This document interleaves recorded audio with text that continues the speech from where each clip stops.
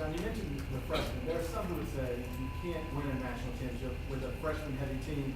Is there any validity to that, or do people simply say it because it's never been done? We'll see, I guess. I mean, as we go forward, one of the greatest compliments paid to me was by Senator Mitch McConnell. Came up to me and asked me, how many guys are going to leave this year, Coach? I said, Mr. Senator, probably 6, 5, 6, I'd say maybe 6. He shook his head and said, you're creating more millionaires than a Wall Street firm. And you know what? I kind of liked it. But we talk about being socially aware and conscious. There are things that we do in this program to tell them, you will be blessed. Now, what will you do with those blessings? You will be blessed. What will you do with those blessings? We have those talks as teams, as individuals. I don't want them just leaving here and just having great success in the NBA. I want them also being in their communities, taking care of families, understanding that they have a responsibility now with this blessing to give back and use it for everyone's good. So, you know, those are the kind of things that are out there. And everybody, when we lost 5 first-round draft picks, there were some guys that wrote stuff about you got to recruit bad players. Well, we had 5 guys leaving the first round, and we just went to a Final Four, and if we shot it a little bit better, maybe we win the national title. So maybe it's right, maybe it's not right. I mean, at the end of the day, 10 years from now, we'll be able to look back and say, okay, this is how it played out. And know how it's playing out right now. We're winning a lot of games. We're winning, doing things in the league. Kids are doing well academically. Kids are getting out. We're also graduating the players that stay, including Patrick, who stayed 3 years. So all the seniors that come, they graduate. So this is a good one. You either get your graduation, you get your degree, and you're at Kentucky, and you're well known throughout this state and probably throughout the country, or you go pro. You know, it's a tough deal. So year to year, you might not know if you're going to get better or worse, but you are going to. Is that what? Year to year, you might not, really know how your team's going to be, but it is going to be different in college money. What is it this year? What is this team? We're unconventional. This is a team, I coached a team like this in 1992. In 92, our point guard was a 2-guard. Our 2-guard was a 3-man. Our 3 and 4 and 5 were 3 men, either playing a 5 to 3. My 4-man was 6'3". He was 6'3", but he put his head on the rim. Will Herndon. Tony Barbie, who's now the coach at Auburn, was my 3-man, and Harper Williams, who's now with him at Auburn, was our, quote, 5 when we didn't have a 5. And that team did really well. This year's team is not conventional. We changed our break yesterday. So instead of running people down the rim, we're running everybody wide now. And why? Because we have all 3s. We have 3 4s who think they're 2s. We have no 5s. So, okay, then we'll play this way, then none of you have to be a 5. So what I try to do is, who do I have? How do we have to play to win? Last year was handoffs. Why'd you run handoffs? We had to. That's how we played our best, because it got Josh away from the goal, and it got Brandon Knight to be able to catch and shoot, which he's at his best. But we needed Brandon to dribble up the floor, because we didn't have another. We had to have him dribble up. Well, how are you going to get him to catch and shoot if he's dribbling up? We did handoffs. And so this year, I think maybe a pick and roll team. It may be. It may not be. It may be a dribble drive team, my old school dribble drive, where we're doing it 80% of the game. This could be a zone team. Can you imagine us in a zone? 6'10", 6'10", 6'9", 6'7", 6'3". That zone, go against that zone. I can't teach it, but I bet you it would be a good zone. Maybe a pressing team. You made comments a couple of weeks ago about being the Commonwealth's team, and it got a response from the other coach in the state. What did you mean by that, and what did you make of his response? Well, look, we're the Commonwealth's team because throughout the state we have support. Our biggest alumni base, obviously, other than Lexington, is in Louisville. That's all it means. It's no disrespect for anybody else's program. Louisville has a great program. Louisville's important to the city of Louisville, which is important to this state. When we play them, I hope they lose. Other than that, I really could care less. I'm not following them, I'm not watching, we're not recruiting against them. They play in one league, we play in another. So, I'm just are we the Commonwealth's team? I mean, it's not a statement that, absolutely not. Well, we are. I mean, that's what we are. There's no disrespect for anybody else.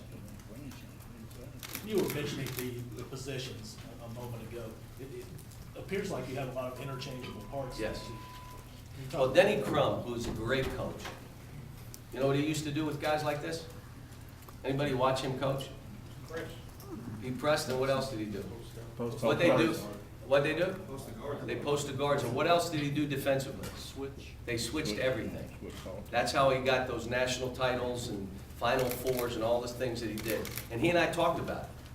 I even asked him about guarding the post the other day. We were talking. And he gave me some ideas about guarding the post and how they did it. But he had unconventional teams, and they won. Now, I don't think they were this young, but they were good.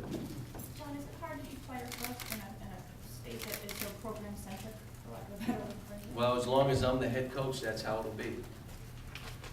John, with the NBA guys, Durant, Rondo, these guys coming back, Rondo, by the way, is outstanding. I mean, this guy he is working, and he is, I told him, and I told Nazi the same thing, when they're done, if they want to come back and join this staff and finish up their degrees, they're more than welcome to, because they're great young people who want other people around them to get better, and they're not afraid to share their knowledge and their experiences. So he's been good. Yeah, sharing that knowledge and experience, some of your competitors would say it's an unfair advantage that you have this, with your. No, the unfair advantage is Stanford having a $250 million endowment for athletics. That's unfair. Us having a couple players come back is not unfair. I think their endowment for their school is $6 billion. What's our endowment here? I guess there's no level playing field. Can I say that? John, of the three guys coming back that were very prominent last year, Darius, Ron, Terrence, who needs to change most this year compared to what they did last year? They all have to be better. Just be better, and they are. I told Terrence Jones, I said, Terrence, you look at these freshmen, and you say, you guys are all really good. You're just not better than me. That's what I told him. You look at them, tell them, they're really good, you're really good, you're good, you're good. None of you are better than me. And he's practicing that way. He's trying to say, look, I went through this. I just went to a Final Four. I got 15 rebounds in the Final Four game. So. Sean, when you talk about Wiltshire, you talk about unconventional players, how does he kind of fit in that description? Well, the best thing is we brought in a speed coach to work with him, and he's running now. He's finishing 1, 2, or 3 in all our conditioning or all the running that we do. And he's flying up and down the court, and he has a running hook, old school Mike Mitten. And he shoots it, and I make him shoot it. He'll get the ball in an area, hook, shoot that hook! And he'll run into this flying hook, whoop, and just beep, beep. And I laugh. I'm out there coaching, laughing, watching it. So, and he can really shoot, and he's a great kid. He's gonna be a great teammate. He wants the challenge of this. It's all good stuff. John, with those small players that you talked about coming back, do you think you might not run into the same troubles early in the year on the road? Your learning curve might not be as steep? We're everybody's Super Bowl. We'll have trouble every game we play, including home games against teams that you think we should beat, because there'll be a guy make 4 threes, and I'll say, who is he? And they'll say, that's the first 4 threes he's made in his career. That's what happens to us. So every game we play is a Super Bowl, and that's why I don't make one game more important than the other. If you do, you put it back on your players. If it's about players first, you just say, hey, every game's important here. No game is more important than the other, and that's how we approach it. How much help though will a veteran be with the young guys? Oh, it's gonna be really good. It's gonna be really good. Especially Darius's weight is down, his body fat is down. He's running better, he's moving better, he really looks good. You think he'll pull that out of practice? The way he's been a practice player, everyone says. Who's that? Darius. He dominates. You Well, say he's a pretty great good, practice. he was MVP of the SEC tournament, so he's more than a practice player. No, I mean that doesn't always. He's not come out. been consistent with it, but Yeah. I think he knows this is his senior year. Let's bring it, let's do it. You know, I've also said it's unconventional, this team, because we probably have 6 or 7 starters. Who do you start? You got 6 or 7 guys. Now you look at who's the most consistent players, that's who starts. It doesn't mean the other 2 aren't playing, but it's hard to start guys who are less consistent than other players. So that means, well, who will you start? I don't know yet. I do know that they'll be the most consistent players on and off the court, guys that we know we can count on to start that game. And we'll go from there. So whether that's freshmen, whether it's the seniors, whether it's the sophomores, I don't know yet. You got the North Carolina game, obviously, on December 3rd. Can you talk a little bit about the amount of talent that could be on the floor for that game? It's gonna be a good ball game. Plus, we beat them last year. They got everybody back. I mean, they've added shooting. They've added their point guard now. When we played them early in the last year, they were a different team. When we played them later, they were a much better team. But then again, so were we. So it ended up being a good game.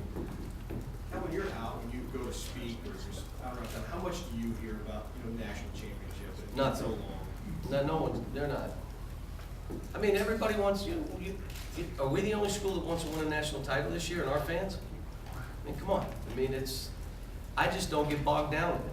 I'm worried about my team look, if you followed us, even in a mean way, if you followed us over the years, you would know that the teams get better as the year goes on. And that's my whole goal. Now, if that's not good enough, it's the best we can do. If we're playing our best basketball at the end of the year, what if someone just happens to be playing better? I'm disappointed, but I still have peace of mind that my team did the best they could. They're playing their best. Individual players are playing their best, and that's what we try to do. And if that turns into a banner, great. If it doesn't, next year, here we go. Let's do it again.